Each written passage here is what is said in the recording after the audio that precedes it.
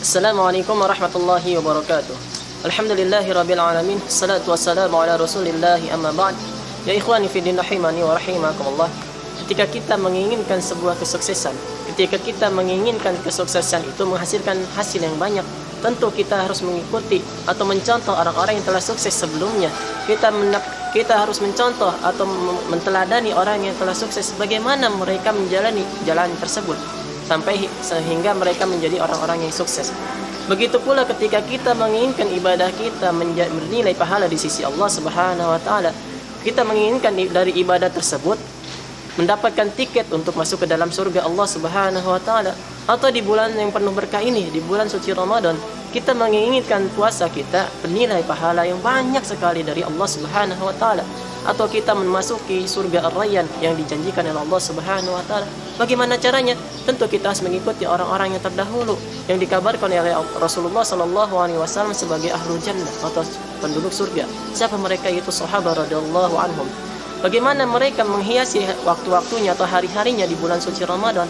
Apakah sama seperti kita yang kebanyakan rebahan, bermain game, tidur-tiduran, bermalas-malasan, lemas-lemasan yang lainnya? Apakah seperti itu? Tentu tidak.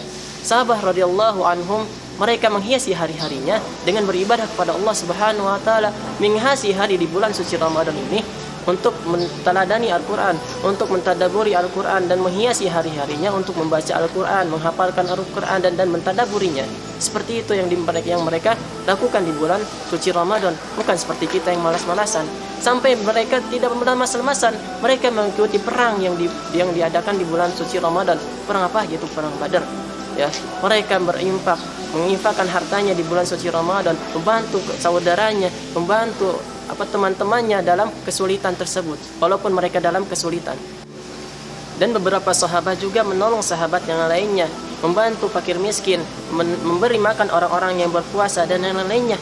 Seperti itu, walaupun dia seorang yang miskin, namun ia menyempatkan atau menyisihkan hartanya untuk berinfak kepada orang-orang yang lebih susah daripadanya, atau menolong saudara-saudaranya yang sedang kesusahan. Seperti yang dilakukan oleh sahabat radhiyallahu anhum yang mulia sekali, yang namanya adalah Sabit Al-Ansari. Dia adalah orang yang miskin, namun suatu waktu ketika di bulan suci Ramadan, dia kedatangan tamu yang hendak bepergian untuk jauh atau safar. Nah, ketika itu dia terima tamunya. Dia bilang ke istrinya, "Wahai istriku, apakah kita mempunyai makanan?" Apa yang dia katakan oleh istrinya? "Wallahi, kita tidak mempunyai makanan kecuali hanya sedikit saja." Akhirnya dia berpikir bagaimana caranya ia ingin memuliakan tamu tersebut, seperti yang diperintahkan oleh Rasulullah sallallahu alaihi wasallam, "Ikram dhaifah." Muliakanlah tamumu. Akhirnya ia berpikir dan mempunyai cara. Ia bilang kepada istrinya, "Wahai istriku, ketika nanti waktu makan tiba, kamu matikan lampu atau lentera tersebut dan pura-pura memperbaikinya, dan tidak ada yang boleh makan sampai perut tamu tersebut kenyang." Dan apa yang dilakukan istrinya? Dia mengangguk, mendengarkan apa yang diperintahkan oleh suaminya tersebut, dan memenuhi semua apa yang diinginkan suaminya tersebut. Nah, ketika itu waktu berbuka tiba, waktu makan tiba, akhirnya si istri ini menjalankan rencana bersama suaminya tersebut.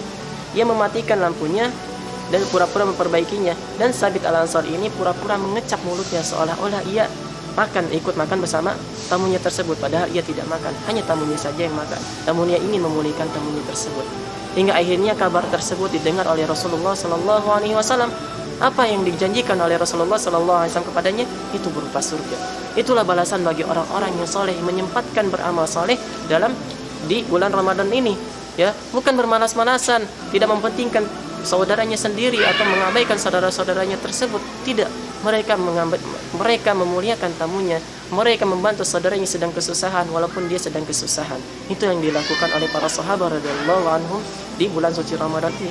Maka marilah kita mencontoh apa-apa yang telah dilakukan oleh para sahabat tersebut.